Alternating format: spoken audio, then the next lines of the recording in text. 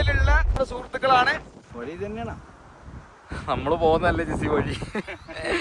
എന്താടാ നമ്മള് ഒരു മനുഷ്യനില്ലാത്ത മലയില് യൂട്യൂബില് വീഡിയോ സേവ് ചെയ്ത് വെച്ച് അതിന്റെ ലൊക്കേഷൻ നോക്കി പോയതല്ലേ. ഗൂഗിൾ മാപ്പിൽ പോലും ഇല്ല ലൊക്കേഷൻ. ഇന്നും മറന്നിട്ടില്ല. വോൾക്കാനോ പൊട്ടിട്ട് പൊകിയ ജീവിതത്തില് ഒരു ലൈവ് വോൾക്കാനോ നമ്മൾ കണ്ടുകൊണ്ടിരിക്കുകയാണ്.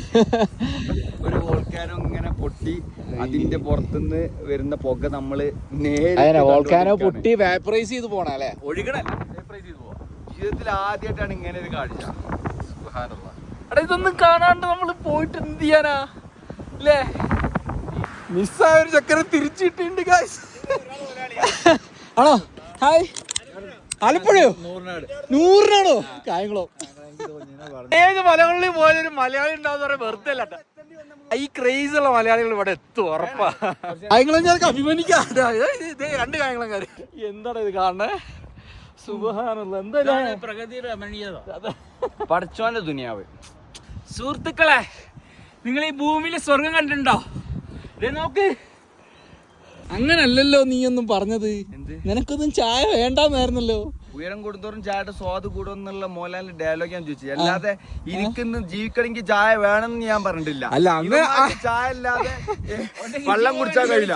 അമ്മമാർക്ക് ഏത് അങ്ങാടി പോയാലും ചായ ഇട്ടണം. എടാ ചായയുടെ ഫീൽ നിനക്ക് മനസ്സിലായിട്ടില്ല. Kilometre, how many distance will be there? 1 hour.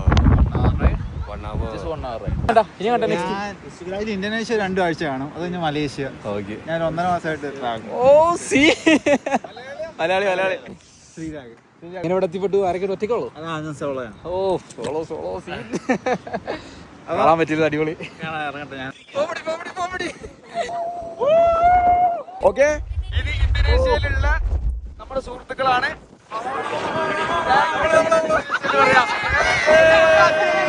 പെട്ടെന്ന് എതിർ മാറും. ഫോട്ടോ ഒക്കെ പെട്ടെന്ന് എടുത്തു. ഞാൻ നിൽക്കുന്ന ടൈമിൽ ഒരു 5-6 മൗണ്ട് ബ്രോവോ. ഇതാണ് നമ്മുടെ ഇവാൻ സഹോദര.